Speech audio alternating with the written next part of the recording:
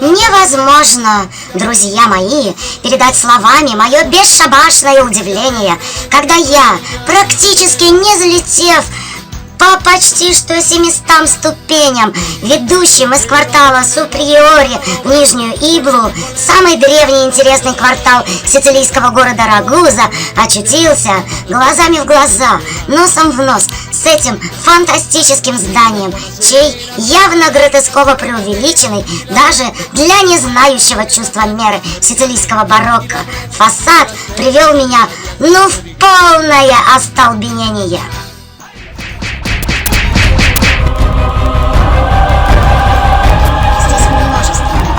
Балкончиков, буквально облепивших, как видите, фасад двухэтажного вот этого самого прямоугольного здания.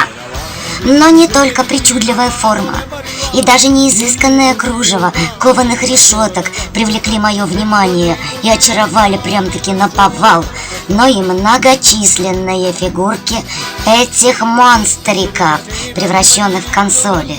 Вот, как раз их-то антропоморфных вы сейчас и наблюдаете, один другого краше.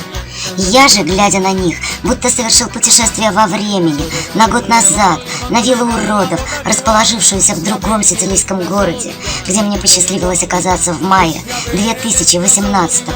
Кстати, видео о вилле уродов, как ее называют в просторечии, или официально вилле Палагония, имеется на моем сайте. Ссылочка вот сейчас в правом верхнем углу.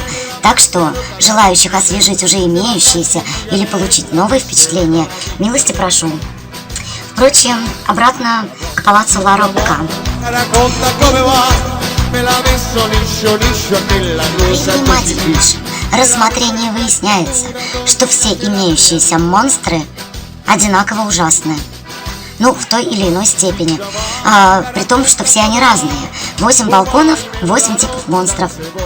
Но вот монстры ли они? Задаюсь я вопросом. Они ведь, конечно, монстриозные, но такие же гротесковые. Маски музыкантов, женщин всяких разных, странных ангелочков. И по непонятной мне причине все они соседствуют друг с другом и на первый взгляд вполне себе мирно уживаются.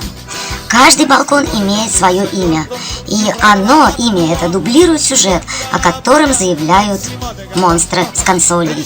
Балкон Херувимов, балкон Атланта, балкон Амуров, балкон служанок, балкон музыкантов с мандолинами, балкон флейтиста, балкон дворянина. Понимаете, да? Тут ведь целый сюжет разворачивается. Если попробовать проследить логическую связь между теми или иными классовыми, так сказать, или сущностными взаимодействиями между лепными фигурками, на чем хотел сакцентировать внимание архитектор, что он хотел подчеркнуть, какую историю или сказку рассказать, на какие мысли навести. Да, интересно, конечно. По чести, палаццо Ла Рокка не единственное здание в Рагузе, кишащее монстрами и демонстрирующее лица. Лиц в Рагузе на фасадах огромное количество. Порой складывается впечатление, что за тобой следят. Даже видеонаблюдения в этом городе не нужно. Глаза повсюду. И повсюду с разными эмоциями, разными оценками. Идешь, бывает, по улице и ловишь на себе каменные взгляды. Один другого выразительнее. Под одним скукоживаешься, от другого распрямляешь крылья, от третьего хочется убежать, а от четвертого улыбнуться. И так далее. Вы, наверное, и сами замечали подобное, если бывали в Рагузе. Или если смотрите на экран во время произнесения мной этого душераздирающего монолога. К слову, если информация о лицах Рагуза легла вам на душу, или если вы собираетесь когда-либо посетить этот чудесный город, пожалуйста, оставляйте комментарии. Собрав их нужное количество, я сделаю новое видео исключительно о лицах города Рагуза, основываясь, естественно, на собственные визуальные коллекции и умозаключения. Собственно, на палаццо Ла Рокка я остановился исключительно из-за того, что лица здесь достигают внушительной концентрации, тем более собранные в рамках одной плоскости, одного здания. Здание магнетического, которое гипнотизирует еще издалека, и еще издалека приглашает зайти. Мы же принимаем это приглашение И слово за слово оказываемся внутри. И тут уже понимаем, что такое вероломное палаццо еще поискать нужно. Но мы уже его нашли. И что же тут? А тут вот все вот это, то, что мы сейчас видим. Ну, не знаю, как вам, а мне хотелось большего. Хотя, казалось бы, с какой стати? Ведь по итальянским меркам Палаццо Ла Рокка не такое уж и старое. Оно воздвигнуто всего лишь в конце 18 века. А что для Сицилии конец 18 века?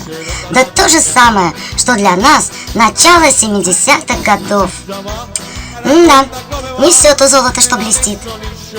Палаццо некогда принадлежало неизвестному мне лично аристократу по имени Северино Ла Рокка. Выполнено оно в стиле позднего сицилийского барокко, местами, правда, переходящего то в ретроградный маньеризм, то в изысканную декаденщину рококо. Вот как этот дворец воздвигли, с тех пор он ни разу не видоизменялся, что, в общем-то, тоже мало характерно для итальянских построек. Как ни странно, внутренняя отделка дворца тоже вполне аутентичная, резко, как видите, контрастирует с внешним оформлением. Если экстерьер изобилует причудливыми антропоморфными консолями, поддерживающими балкончики, способными заткнуть за пояс десяток гауди, в интерьере же почти римская строгость, стройность и торжественность, изысканный подбор цветовой гаммы и повсеместное следование принципам золотого сечения. В общем, нечто гораздо более похожее на поздний Ренессанс в его палладианском изводе. И это при том, что сам великий Палладио не то чтобы в Рагузе, он и на Сицилии-то ни разу не был. Вот ты разберись после этого, что было в голове у Северино Ла Рокко. Это то ли Ренессанс, то ли барочные изыски конца галантного века. Впрочем, неплохая, хоть и небольшая картинная галерея, состоящая из работ 17-18 веков, очень гармоничных, строгих, гармоничных же интерьерах палаццо, да прохлада, столь необходимая посреди жаркого сицилийского дня, примирили таки ж меня с убранством дворца. Тем контрастней и тем оправданней был выход и прощальный взгляд на причудливо монстриозное, скульптурно-декоративное убранство. Еще раз смотрим и танцуем. Танцевать можно сидя на стуле, но пальцы обязательно вверх. Miro, tutte le donne c'hanno lo velo, quelle piccole non ce l'hanno quando sopra se lo metteranno.